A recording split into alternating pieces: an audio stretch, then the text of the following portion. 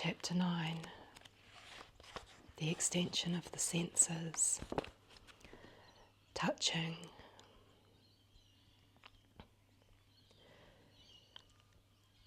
Two shall agree as touching anything, and it shall be established on the earth.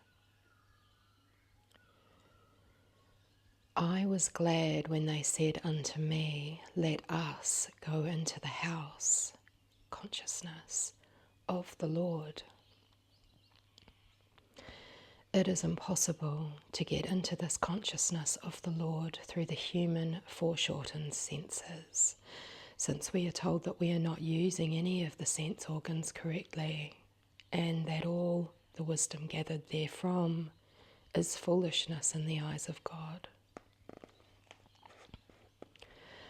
The consciousness of the Lord is not a place of demonstration.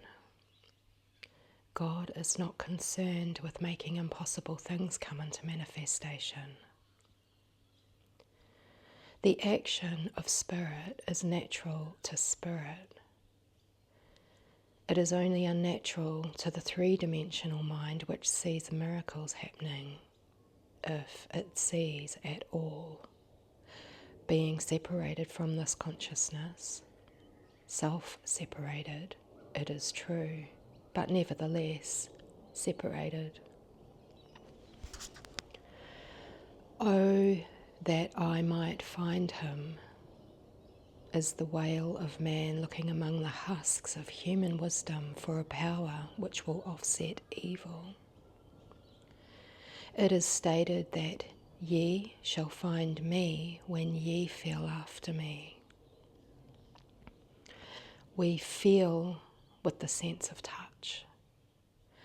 Until this sense is extended, it is merely concerned with surfaces. We touch a thing which is soft, hard, wet, dry, hot, cold, etc., etc. But who is going to touch spirit on the surface? Thousands of people are busy trying to feel after me with their human hands, and with their limited sense of touch they run into statues, shrines, charms, glorified leaders, organizations, places, things. A modicum of help may come from their belief in any of these, but finally it fails, and finally the hopelessness of any definite touching me in any of these makes them all worthless. Yet it is certainly stated, ye shall find me when ye feel after me. Of all the crowds that milled up and down the narrow streets of Jerusalem, it is recorded that but one woman touched Jesus.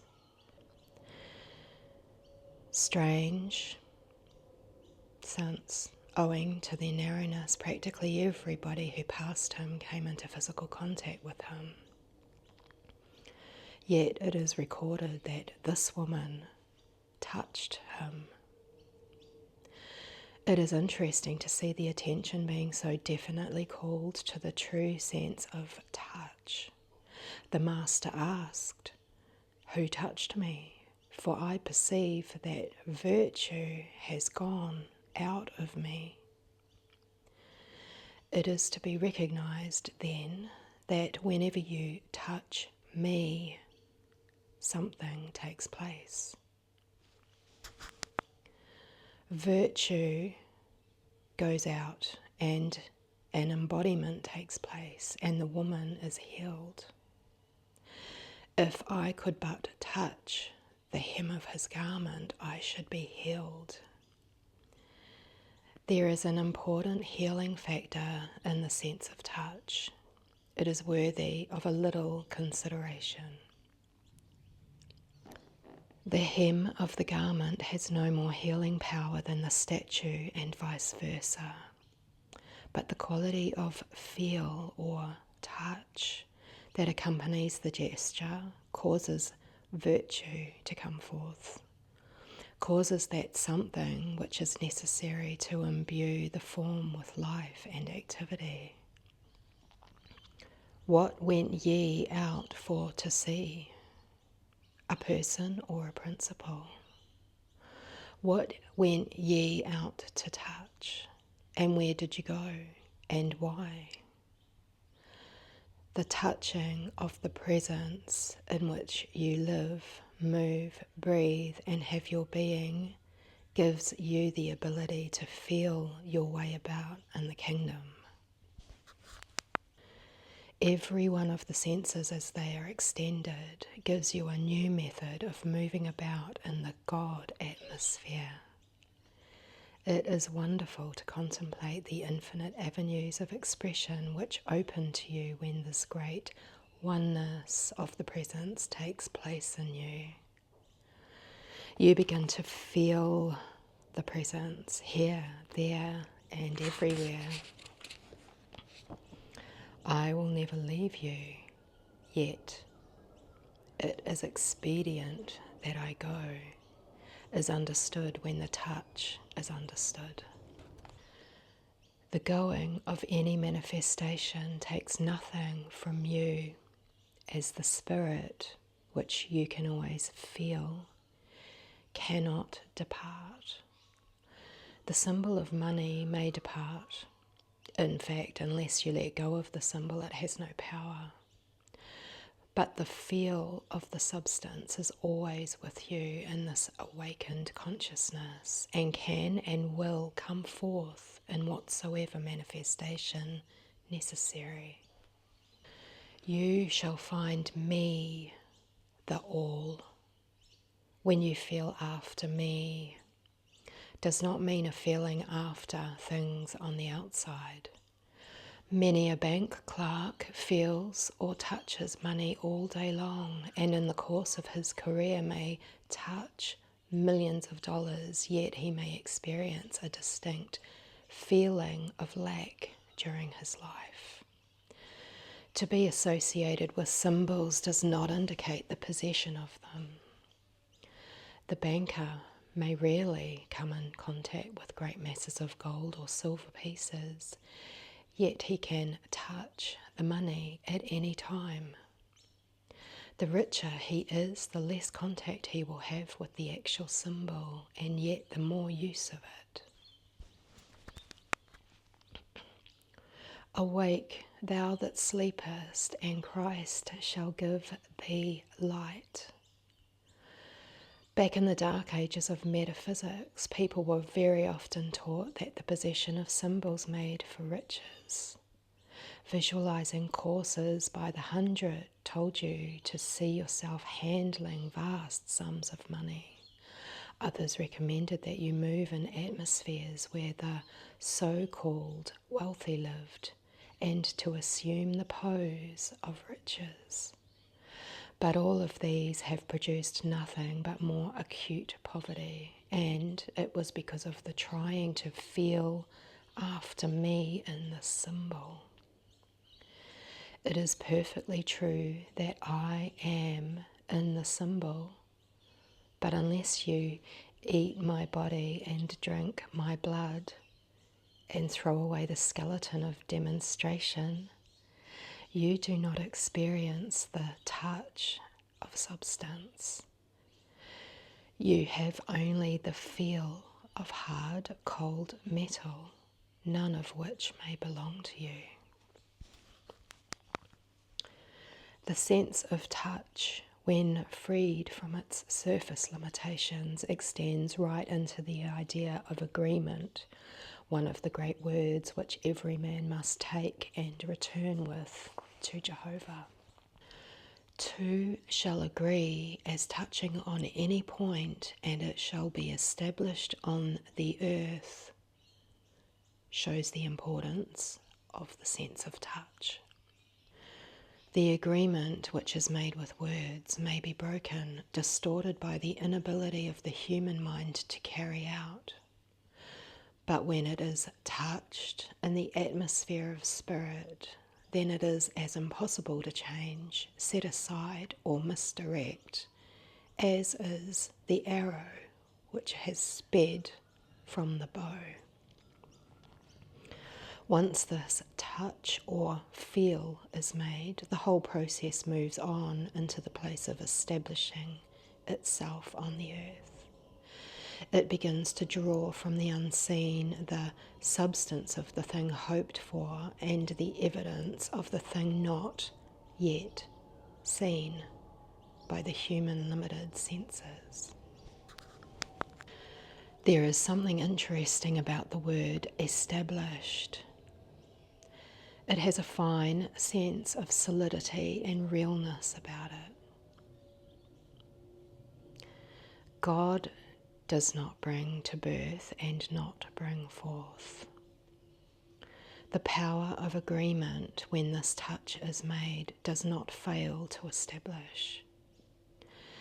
The development of the sense of touch or feeling does not produce the supersensitiveness which some people attribute to spirituality. You can easily determine the amount of spirituality developed or recognized by the sense of ease, poise, and balance present.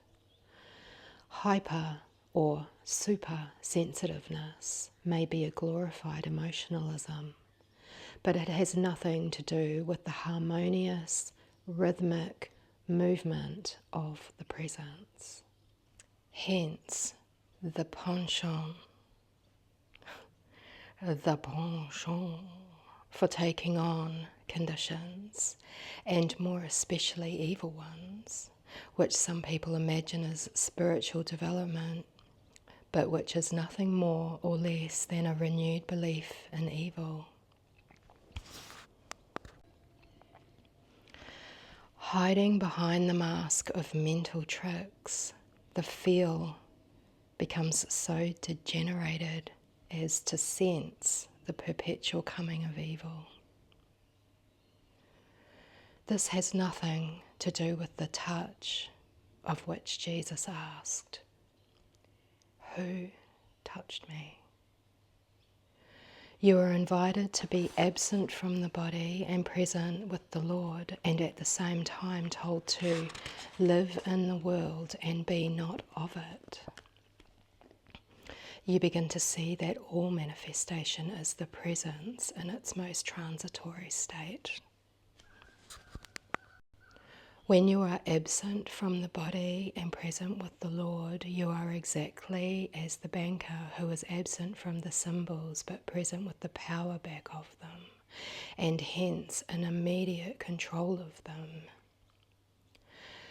Lay not up for yourselves treasures on earth, where moth and rust and thieves, etc., does not mean that you shall not have possessions, but it does mean that you are absent from the body and present with the Lord.